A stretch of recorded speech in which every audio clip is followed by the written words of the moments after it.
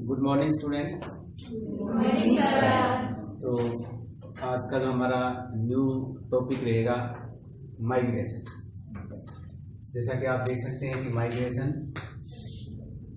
Migration का मतलब क्या है। सबसे पहले हम यदि कोशिश करें जानने की व्हाट इज माइग्रेशन, तो माइग्रेशन का मतलब है the movement of peoples from one place to the another, यानी कि लोगों का एक जगह से दूसरी जगह जो मूवमेंट होता है या जहां पर वो जाकर रहने लग जाते हैं उसको हम बोलते हैं माइग्रेशन। तो माइग्रेशन का सिंपल भाषा में हम यही जो है डेफिनेशन दे सकते हैं, the movement of people from one place to the another place, या लोगों का एक जगह से दूसरी जगह में प्रवेश करना या एक जगह से दूसरी जगह में जाना, उसको हम क्या बोलते हैं, माइग्रेशन। माइग्रेशन से रिलेटेड जो कुछ टर्म्स है, कुछ जो है बीजक वर्ड जिसको हम बोलते हैं, इनके बारे में हम डिस्कस करेंगे। तो सबसे पहला होता है माइग्रेशन। जैसा कि अभी हमने बताया कि माइग्रेशन क्या है, the movement of people from one place to the another. For example के लिए यदि कोई एक फैमिली एक जगह को छोड़कर दूसरी जगह यदि रहने लग जाती है तो उसको हम बोलेंगे माइग्रेशन।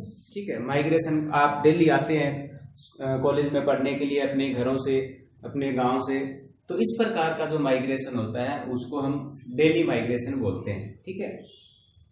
दूसरा होता है माइग्रेंट। माइग्रेंट का मतलब होता है प्रवासी। इसमें हम उस व्यक्ति को लेते हैं जो एक जगह से दूसरी जगह पर जाता है, क्योंकि जो माइग्रेशन होता है वो मूवमेंट होता है पीपल्स का, लोगों का एक जगह से दूसरी जगह आना जाना।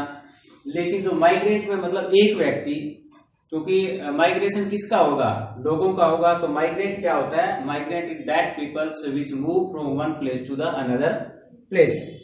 वो व्यक्ति जो एक जगह को छोड़कर दूसरी जगह जाता है वो कहलाता है हमारा माइग्रेंट। उसके बाद में होता है आउट माइग्रेशन। जैसा कि इसके नाम से ही पता लग रहा है कि आउट माइग्रेशन क्या है। आउट माइग्रेशन का मतलब है कि कोई एक व्यक्ति सिटी, मान लीजिए हम यहाँ पर लिखते हैं सिटी ए, ये है सिटी ए और ये हमारी सिटी बी। यदि कोई व्यक्ति सिटी ए से सिटी बी की तरफ जाता है तो सिटी ए को वहां से इसमें क्या होगा, ये आउट माइग्रेशन होगा, क्योंकि वो सिटी ए को छोड़कर सिटी बी के अंदर रहने के लिए जा रहा है। तो आउट माइग्रेशन से क्या होता है, उस जगह की पॉपुलेशन कम होती है या डिक्रीज होती है। ठीक है। दूसरा है इन माइग्रेशन। सेम व्यक्ति जो आउट माइग्रेट कर रहा है, ठीक है, वही जो है इन माइग्रेट होगा। किस सिटी के अंदर होगा, सिटी बी के अंदर, जहां पर वो जा रहा है। ठीक है। तो सिटी बी के अंदर यदि कोई व्यक्ति आ रहा है या उसके अंदर रहने के लिए जा रहा है तो वहां पर क्या होगा, उस स्थान की पॉपुलेशन क्या होगी, इंक्रीज होगी। उस स्थान की पॉपुलेशन, सिटी बी की पॉपुलेशन क्या होगी, बढ़ेगी। ठीक है। तो इससे इसको हम ये भी कह सकते हैं कि ये है सोर्स। ठीक है, source of migration. Source of migration क्या होता है, जहां से लोग मूव आउट करते हैं, जहां से लोग बाहर जाते हैं। सपोज सिटी ए से कोई व्यक्ति या the group of peoples move out city B के लिए, तो ये इसका क्या रहेगा, सोर्स रहेगा, सोर्स ऑफ माइग्रेशन। ठीक है, सोर्स ऑफ माइग्रेशन। दूसरा क्या होगा, जहां पर वो जा रहा है, इसको हम क्या बोलेंगे, डेस्टिनेशन। क्या बोलेंगे, डेस्टिनेशन, जहां पर लोग जो है जाकर रहने लग जाते हैं।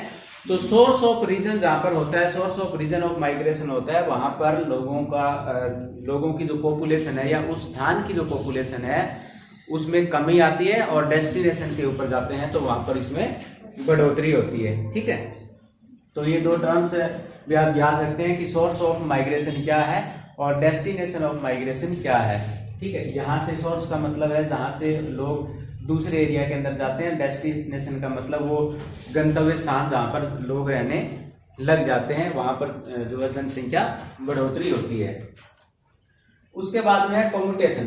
कम्यूटेशन का मतलब होता है कि कम्यूट करना, मतलब मूवमेंट करना। जैसे कि आप लोग डेली इधर कॉलेज में आते हैं, वापस चले जाते हैं, या जो लोग शहरों के आसपास में रहते हैं, रूरल एरिया के अंदर, ठीक है, तो वो लोग क्या करते हैं अपने एम्प्लॉयमेंट के लिए या अपने मजदूरी के लिए या अपने जो है जहाँ पर वो वर्क करते हैं उस जगह पर वो डेली आते हैं और वापस अपने घरों में चले जाते हैं। इसको हम बोलते हैं commutation.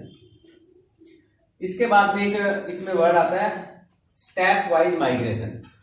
Step wise migration, step wise migration में क्या होता है, सपोज ये है हमारा सिटी, ये सिटी ए है, ये एक स्मॉल सिटी, क्या है स्मॉल सिटी, और ये हमारा सिटी क्या है बिग सिटी। यहां पर एक है विलेज, विलेज।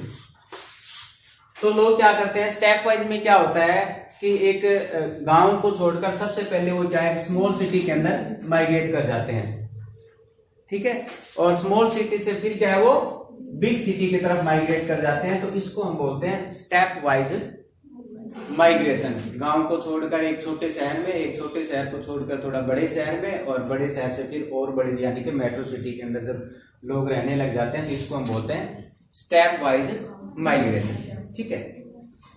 तो ये इतनी टर्मिनोलॉजी, इसमें कोई डाउट? अब हम चलते हैं इसमें आगे माइग्रेशन के ऊपर कि इसके अंदर इसके अंदर हम दो इसमें वर्ड और हैं, जैसे place of birth and place of residence. आजकल जो वैसे तो जब हमारी जो जनगणना शुरू हुई थी तो सबसे पहले जो जनगणना थी वो कब थी 1881।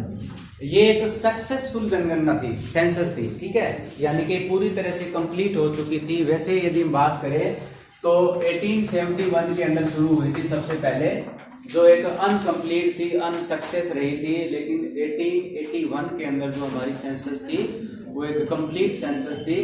वहां से लेकर आज तक यदि हम कुछ उसमें बात करें तो हर एक जनगणना के अंदर कुछ न कुछ नए जो क्वेश्चंस है, नए जो क्वेश्चंस ऐड होते आ रहे हैं माइग्रेशन से रिलेटेड। पहले जैसे कि यदि हम बात करें इसके अंदर तो पहले हमारे सिंपल हमारी जो जनगणना होती थी उसमें पूछा जाता कि आप कहाँ रह रहे हैं, मतलब जहाँ रह रहे हैं वहीं का।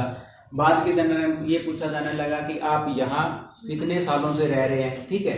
फिर और इसमें ऐड कर दिया कि आपका जन्म कहाँ हुआ है, यदि आपका जन्म कहीं और हुआ है तो आप यहाँ कितने सालों से रह रहे हैं। तो इस प्रकार से हर एक नई सेंसस के अंदर कुछ नए जो क्वेश्चंस है वो ऐड होते आ रहे हैं, ठीक है। इसमें दो टर्म्स इसमें आती है, the place of birth. Place of birth का मतलब क्या होता है कि यदि आपकी जनगणना हो रही है, ठीक है, at the time of enumeration, यानी कि जनगणना के समय यदि आपका जो आप मान लीजिए जनगणना आपकी हो रही है सिटी बी के अंदर, ठीक है, और आपका जो बर्थ हुआ है सिटी ए के अंदर, समझ रहे हैं आपको, आपका जन्म कहाँ हुआ है ए में, और जनगणना के टाइम आप कहाँ थे बी में। तो इसको बोलते हैं कि प्लेस ऑफ बर्थ। यदि जनगणना के टाइम में यदि आपका जो स्थान आपके जन्म से अलग है, ठीक है, इसको हम बोलते हैं if your the place of numerator is different from the place of birth, this is called the place of birth enumerated, ठीक है। दूसरा हमारा इसके अंदर होता है place of residence. Place of residence, इसका मतलब क्या है कि आप रह रहे हैं सिटी ए के अंदर, ठीक है, लेकिन जब जनगणना हो रही है तब आप कहां थे सिटी बी के अंदर। पहले वाले में तो आपका जन्म ए के अंदर हुआ है, आप रह कहां रहे हो बी में। दूसरी में आप रह ए के अंदर रहे हो, लेकिन जनगणना के टाइम में आप वहां पर माइग्रेशन मतलब हो गए थे कुछ टाइम के लिए, या वहां पर चले गए थे, तो इसको हम बोलते हैं प्लेस ऑफ रेजिडेंस। यानी कि दो तरीके से जो जनगणनाएं होती है, एक तो प्लेस ऑफ बर्थ भी पूछा जाता है, प्लेस ऑफ रेजिडेंस भी पूछा जाता है, और इससे ये होता है कि आप मतलब कितने टाइम पीरियड से आप यहाँ पर रह रहे हैं, ठीक है, या आपका जो जन्म हुआ वो कहाँ हुआ, और जन्म के बाद आप यहाँ पर कितने टाइम पीरियड से रह रहे हैं, for how many time period you have to state here, ठीक है। तो इस प्रकार के क्वेश्चन भी जो है हम सेंसस के अंदर पूछे जाते हैं। आजकल जो इस तरह के क्वेश्चन भी आने लगे हैं।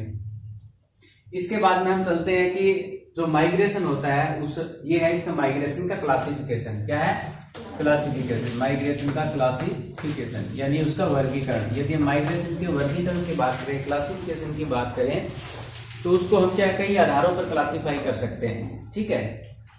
एक तो माइग्रेशन का जो क्लासिफिकेशन होता है वो कॉजेस के आधार पर होता है, कारण के आधार पर, ठीक है।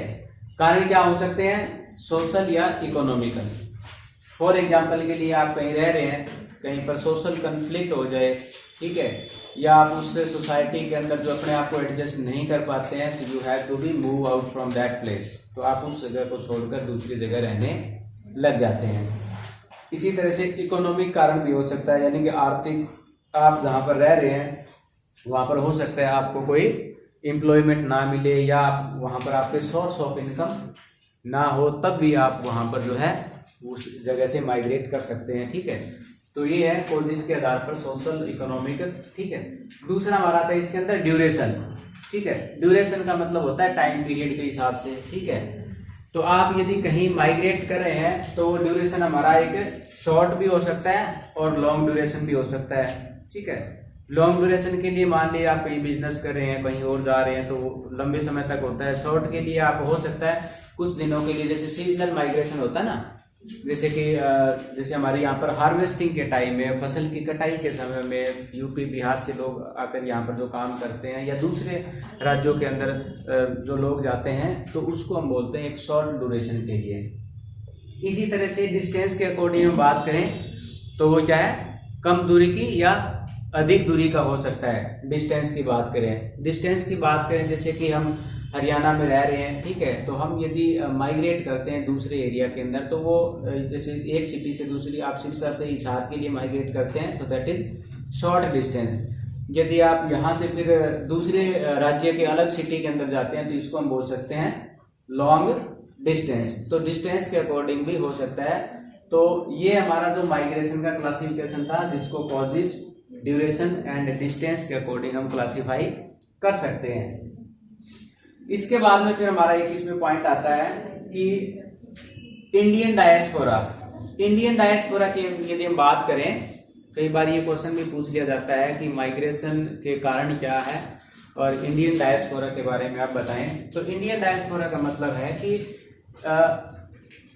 भारत से, ठीक है, जो लोग बाहर की तरफ माइग्रेट करते हैं या आउट माइग्रेशन जिसको हम बोलते हैं, उनमें मतलब इस प्रकार की 3 वेव्स आई थी, 3 लहर आई थी, जिसके अंदर जो फर्स्ट वेव्स है उसके अंदर ब्रिटिश टाइम के पीरियड के अंदर क्या हुआ, ब्रिटिश टाइम पीरियड के अंदर जो स्लेव्स थे, ठीक है, यानी कि दास प्रथा थी, उसमें जबरदस्ती वो उन लोगों को ले जाए, अपने यहाँ से उड़ीसा से, बिहार से, यूपी से लोगों को ले जाया गया था, ताकि वो ब्रिटिश कॉलोनीज के जहां पर उनके जो प्लांटेशन जो है वहां पर वो उनसे लेबर करवाए जा सके, फोर्स लेबर के रूप में, चाहे वो फिजी है, मॉरिशस है, ठीक है, या यूरोपियन कंट्री, जहां पर भी उनको ले जाया गया। तो ये था एक मतलब फर्स्ट वेव थी जिसके अंदर इंडियन लोगों को जबरदस्ती स्लेव्स के रूप में जो है बाहर काम करने के लिए ले जाया गया। दूसरी यदि हम बात करें सेकंड वेव्स, तो इसके अंदर ऐसे छोटे मोटे व्यापारी जो इकोनॉमिक फैक्टर के कारण बाहर जाकर सेटल हो गए, ठीक है, या वहां जाकर अपना खुद का जो बिजनेस उन्होंने शुरू कर दिया, इसमें ट्रेडर्स, बिजनेस, क्राफ्ट पर्सन, इस प्रकार के लोग थे जो मिडल ईस्ट कंट्रीज के अंदर, यूरोपियन कंट्रीज के अंदर, या जहां पर भी उनको लगा कि वहां जाकर हम सेट हो सकते हैं या उनका बिजनेस कारोबार चल सकता है, तो वहां पर ये लोग चले गए थे। ज्यादातर मिडल ईस्ट कंट्रीज के अंदर जहां पर तेल का जो है प्रोडक्शन होता है, ठीक है, ऑयल का जो प्रोडक्शन होता है, वहां पर मैक्सिमम लोग जो है माइग्रेट कर गए थे, ताकि वहां पर फैक्ट्रियों के अंदर या एज ए टेक्नीशियन के रूप में, या एक एज ए लेबर के रूप में, एज ए क्राफ्ट पर्सन के रूप में वहां पर जाकर उन्होंने अपना जो बिजनेस है शुरू किया, ठीक है। थर्ड जो वेव्स है ये है प्रोफेशनल। इसमें आते हैं हमारे डॉक्टर, इंजीनियर, ठीक है, जो प्रोफेशनल है, ठीक है, यानी कि जिनको इंडिया के अंदर, मान लीजिए न्यू कहें कि इंडिया के अंदर उनको स्किल के अकॉर्डिंग उनको वेजेस नहीं मिल रहे थे, तो वो लोग बाहर चले गए। आप लोगों ने सुना होगा बहुत सारे डॉक्टर्स हैं इंडिया के अंदर MBBS MD करने के बाद में अदर कंट्रीज के अंदर जाकर अपनी सेवाएं देते हैं, ताकि उनको बहुत ज्यादा वहां पर पैकेज मिले, ठीक है। तो इस प्रकार से चाहे वो डॉक्टर्स है, चाहे वो बिजनेस है, चाहे वो कोई इंजीनियर है, या वो प्रोफेशनल जितने भी हैं, वो सारे के सारे बाहर की तरफ चले गए। तो ये थी हमारी इसके अंदर 3 वेव्स, जिसमें फर्स्ट वेव्स के अंदर जो स्लेव्स को ले जाया गया, जबरदस्ती से, ठीक है, फोर्सफुली। सेकंड वेव्स के अंदर हमारे मीडिएटर, छोटे मोटे क्राफ्ट पर्सन या ट्रेडर्स या जो भी लेबर के रूप में बाहर गए। थर्ड इसके अंदर थे प्रोफेशनल, ठीक है, जो यहाँ से जो है स्किलफुल जो पर्सन जिसकी हम बात करें वो सारे के सारे बाहर चले गए।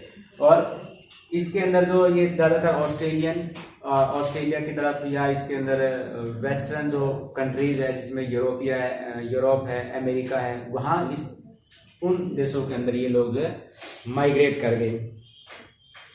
उसके बाद में यदि हम बात करें थोड़ा इसमें ये कॉजेज ऑफ माइग्रेशन की, इसमें सबसे मेन पॉइंट हमारे यहाँ आता है कि माइग्रेशन के कारण क्या है, कॉजेज क्या है, ठीक है। तो यदि कोई लोग, क्योंकि हमारा जो चैप्टर का नाम है माइग्रेशन में लोग क्या करते हैं, एक जगह छोड़कर दूसरी जगह रहने लग जाते हैं। Peoples are moving from one place to the another. तो इसके अंदर जो मेन जो हमारा रहेगा इसमें what are the causes of migration and consequences of migration. तो सबसे पहले हम इसमें बहुत सारे फैक्टर्स है। इन फैक्टर्स को हमने दो कैटेगरी के अंदर डिवाइड किया है। पहला फैक्टर है इसमें पुश फैक्टर और सेकंड इसके अंदर है pull factor. Push and pull, जैसे कि आप डोर को करते हैं ना पुश का मतलब धकेलना और पुल का मतलब खींचना। तो यहाँ पर भी वही फैक्टर्स काम करते हैं। तो आप यहाँ पर मैं लेता हूँ कि ये जो सिटी है हमारी, सिटी ए और सिटी जो बी है, इसके अंदर हम एक में पुश फैक्टर लगाते हैं, दूसरे में पुल फैक्टर लगाते हैं और उसके बाद देखते हैं कि हमारा जो है माइग्रेशन का क्या सीन बनता है। तो सिटी ए है हमारी, ये सिटी ए और ये है सिटी बी। यहाँ पर हम लगाते हैं पुश फैक्टर। यहाँ से जबरदस्ती लोग बाहर जाएंगे, निकलेंगे, पुश फैक्टर धकेल रहे हैं और ये जो है उनको पुल कर रहा है, खींच रहा है, ठीक है। अब यदि हम सबसे पहले बात करें तो पुश फैक्टर में कौन कौन से ऐसे पॉइंट्स आते हैं जो एक व्यक्ति को जो है मजबूर करता है आउट माइग्रेशन के लिए। जैसे कि फॉर एग्जांपल के लिए सबसे पहला पॉइंट की बात करें तो अनएम्प्लॉयमेंट,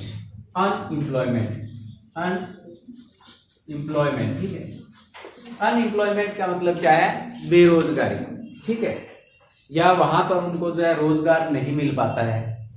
कोई भी व्यक्ति ऐसी जगह रहना पसंद नहीं करेगा जहां पर उनको रोजगार नहीं मिले, क्योंकि सोर्स ऑफ इनकम जो है व्यक्ति को बहुत जरूरी है, ठीक है। जहां पर सोर्स ऑफ इनकम अवेलेबल नहीं होगा, the people can not reside there and they move out and they leave that place, ठीक है। दूसरा हमारा इसके अंदर आता है medical facilities, lack of medical facilities. इसको हम लिखेंगे lack of medical facilities. Sometimes the people left that place where the medical facility is not available.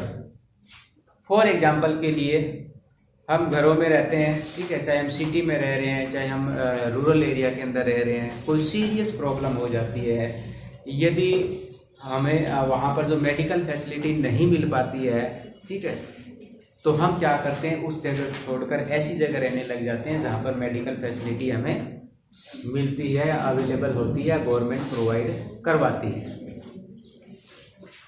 Lack of entertainment, कई बार क्या है, जो हमारे मनोरंजन के साधन है, मनोरंजन के साधन कौन कौन से होते हैं, जैसे कि आप सिनेमाघर हो गया, या कोई कम्युनिटी पार्क हो गया, या कोई ऐसी जगह हो गई जहाँ पर हम अपने आप को जो है थोड़ी देर के लिए एंटरटेनमेंट कर पाते हैं। तो इस वजह से कई बार क्या है, हम ऐसी जगह पर नहीं रहना पसंद करते हैं, क्योंकि हर एक लोगों की जो चॉइस होती है, उसकी जो बोलते हैं कि उसकी जो इच्छाएं होती है वो अलग अलग होती है। किसी को मेडिकल फैसिलिटी की जरूरत होती है, किसी को एंटरटेनमेंट की जरूरत होती है, किसी को एम्प्लॉयमेंट की जरूरत होती है, ठीक है। इसके साथ साथ में हमारे और भी इसमें बहुत सारे फैक्टर हैं, जैसे कि लैक ऑफ वाटर, पानी की कमी है, मेडिकल फैसिलिटी की कमी है, ट्रांसपोर्टेशन की कमी है, ठीक है, इलेक्ट्रिसिटी की कमी है। इसके अंदर पुश फैक्टर के अंदर हम सिर्फ क्या डीमेरिट्स ही काउंट करेंगे, ठीक है, अवगुण ही काउंट करेंगे। तो ये हमारा जो है पुश फैक्टर तैयार हो जाएगा। इसके अंदर सिर्फ हमें ऐसे नेगेटिव पॉइंट्स को लिखना है जो एक व्यक्ति को उस जगह पर रहने के लिए क्या है मजबूर ना करे, बल्कि उसको जो है वहां से निकालने की कोशिश करे, तभी वो हमारा पुश फैक्टर होगा। जिसके अंदर पुश फैक्टर में सारे के सारे नेगेटिव हो गए, lack of entertainment, lack of water, lack of medical facility, lack of transportation, lack of education. कई बार एजुकेशन भी एक बहुत बड़ा फैक्टर होता है, जहाँ पर हमें अच्छी एजुकेशन नहीं मिल पाते हैं, पूरी की पूरी फैमिली जो है मूव आउट कर जाती है, जहाँ पर उसको जो है एजुकेशन अच्छे से मिल सके। ठीक है, सिक्योरिटी ऑल्सो, ठीक है, सिक्योरिटी भी एक बहुत बड़ा फैक्टर है। कई बार क्या है सोशल कन्फ्लिक्ट भी हो जाता है, वो भी है। ठीक है, और मैरिज तो है ही फैक्टर, क्योंकि मैरिज के बाद में जो है इस फैक्टर के अंदर इसमें भी आता है, लेकिन इसमें क्या है कि मैरिज के बाद में तो हमें जाना पड़ता है मोस्टली फीमेल्स को। ठीक है, तो इस प्रकार से हम ये कुछ फैक्टर्स यहाँ पर काउंट कर सकते हैं जो ये बताते हैं कि ये हमें उस जगह पर रहने के लिए बाध्य नहीं करते हैं, और we are living that place and move out from that place for searching a new destination. इसके बाद में फिर दूसरा हमारा आता है पुल फैक्टर। पुल फैक्टर के अंदर जितने भी हमारे ये जो नेगेटिव पॉइंट थे उनको हम क्या है पॉजिटिव करके लिख सकते हैं कि वहाँ पर हमें मेडिकल फैसिलिटी मिलती है, वहाँ पर अच्छा एंटरटेनमेंट होता है, वहाँ पर हमें रोजगार के साधन मिलते हैं, वहाँ पर हमारा पर्सनैलिटी डेवलपमेंट होता है। ठीक है, उसके बाद में फिर हमारा वहाँ पर जो है बिजनेस अच्छा चलता है, मेडिकल फैसिलिटीज है, ट्रांसपोर्टेशन है, पानी की सुविधा है। तो ये सारी की सारी सुविधाएं जहाँ पर हमें मिलेगी वहाँ हम क्या करेंगे, रहने लग जाते हैं। तो these are the two factor और causes of the migration, push and pull. आप इसमें अलग अलग से पॉइंट बनाकर जो है इसको लिख सकते हैं और इसको नोट डाउन कर सकते हैं। लास्ट में हमारा जिसका जो आता है कि जो माइग्रेशन होता है, हमने पढ़ लिया माइग्रेशन क्या होता है, कौन कौन से फैक्टर होते हैं, टाइप होते हैं, सब पढ़ लिया। लेकिन लास्ट में इसके क्या परिणाम, कॉन्सिक्वेंसेस का मतलब होता है परिणाम, कि माइग्रेशन के क्या क्या परिणाम हो सकते हैं।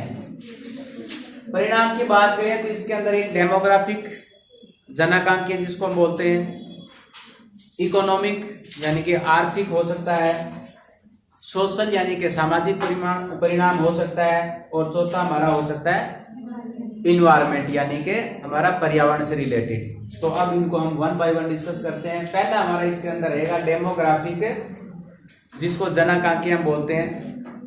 सपोज सिटी ए से सिटी बी की तरफ जो है लोग चले गए।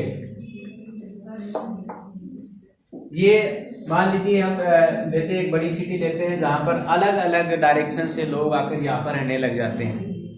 तो डेमोग्राफी में क्या होता है, जैसे कि हमारी पॉपुलेशन ज्योग्राफी के अंदर हम पढ़ते हैं, पॉपुलेशन के बारे में पढ़ते हैं। डेमोग्राफी का मतलब होता है कि वहां पर हम जो पॉपुलेशन से रिलेटेड जितनी भी जो टर्मिनोलॉजी है उसको डिस्कस करते हैं। फॉर एग्जांपल के लिए जैसे कि उनका एज एंड सेक्स, ठीक है, आयु और लिंग की बात करते हैं हम। इसके साथ साथ उनका मैरिटल स्टेटस की बात करते हैं, रिलीजन की बात करते हैं, ठीक है, और उसका इकोनॉमिक लेवल की बात करते हैं। तो यदि डेमोग्राफिक का मतलब कि यहाँ पर यदि अलग अलग डायरेक्शन से लोग एक ही जगह पर रहने लग जाते हैं, तो इसका मतलब होता है कि वहाँ पर वेरियस टाइप के जो पीपल मिक्सिंग हो जाते हैं। ठीक है, कल्चरल मिक्सिंग जिसको हम बोलते हैं। अलग अलग जो प्रकार की जो संस्कृतियां हैं उन लोगों का आपस में मिक्सिंग हो जाता है, जिससे हमारे डेमोग्राफिक जो कैरेक्टरिस्टिक्स होती है, जो हमारी जनाकांक्षी विशेषताएं होती है, उसके अंदर परिवर्तन हमें देखने को मिलता है। ठीक है, कल्चरल मिक्सिंग से।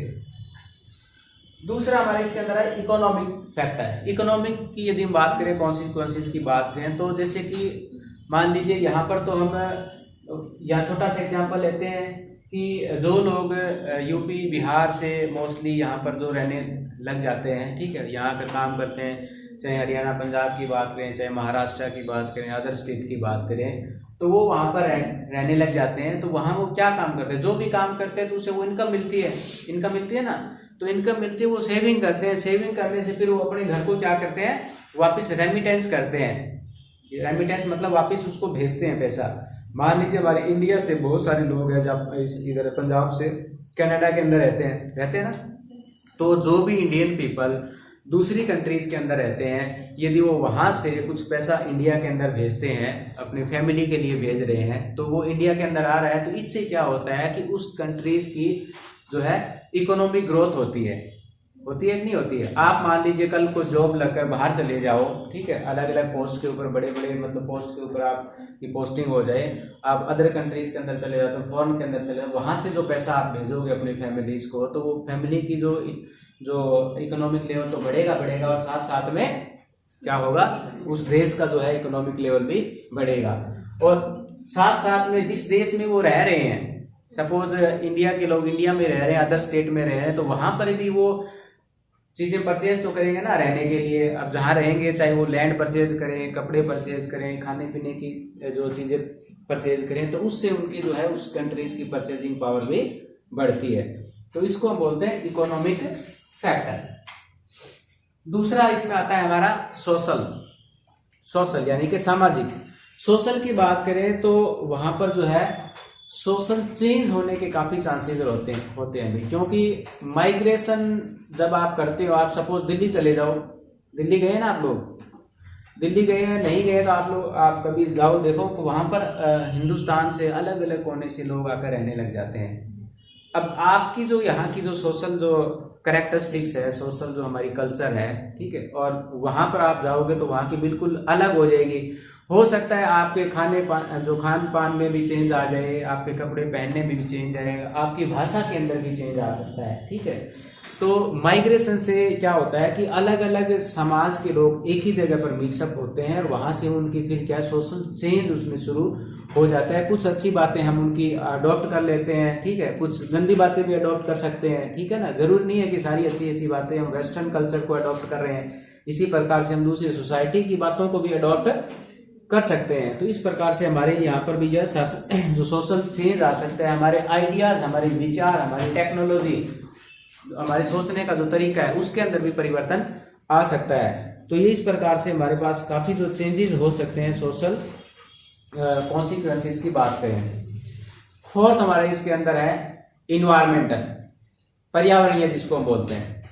इन्वायरमेंटल की बात करें तो जहां पर भी लोग रहेंगे माइग्रेशन के द्वारा, सपोज यहाँ सिटी बी के अंदर आते हैं, तो जहां पर जब माइग्रेट होगा वहां पर तो पॉपुलेशन बढ़ेगी तो क्या होगा, इस सिटीज के जितने भी रिसोर्स है उनके ऊपर प्रेशर पड़ेगा नहीं पड़ेगा। वहां पर रिसोर्स पहले कम थे, लोग और ज्यादा आ गए, तो वहां पर क्या होगा, इस सिटीज के जितने भी या इस स्टेट के, इस कंट्रीज के जितने भी रिसोर्स है उनके ऊपर प्रेशर पड़ेगा तो क्या होगा कि वहां पर जो है हमें अलग अलग प्रकार के जो सामाजिक और पर्यावरण यानी कि इन्वायरमेंटल जो कॉन्सिक्वेंसेज है वो सामने आएंगे, जैसे कि लैंड डिग्रेडेशन है, इन्वायरमेंट पोल्यूशन है, ठीक है, या कन्फ्लिक्ट है, या इस प्रकार से हम बात करें कि दूसरे हमारे जो इन्वायरमेंट इकोलॉजिकल यदि हम इम्बैलेंस की बात करें तो वो भी हो सकता है। तो उन लोगों के रहने के लिए हमारे पास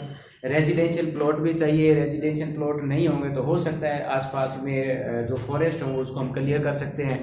फॉरेस्ट क्लियर करेंगे तो वहाँ पर रहने वाले जितने भी जो फाउनाज है उनके ऊपर नेगेटिव इफेक्ट पड़ेगा। तो पर्यावरणीय यदि हम बात करें, पॉपुलेशन बढ़ने से वैसे इन्वायरमेंट के ऊपर इफेक्ट पड़ता है। तो इस प्रकार से सिटी बी के अंदर जितने भी रिसोर्स होंगे वो कंजप्शन हो जाएंगे। अब रिसोर्स कंजप्शन हो गए तो फिर क्या होगा, फिर कन्फ्लिक्ट ही होता है, ठीक है। तो उसके बाद में अलग अलग प्रकार के हमारे पास और तरह के जो कॉन्सिक्वेंसेस आने शुरू हो जाएंगे। तो ये जो था आज का हमारा जो चैप्टर माइग्रेशन, आई होप आप लोगों को समझ में आया होगा, ठीक है।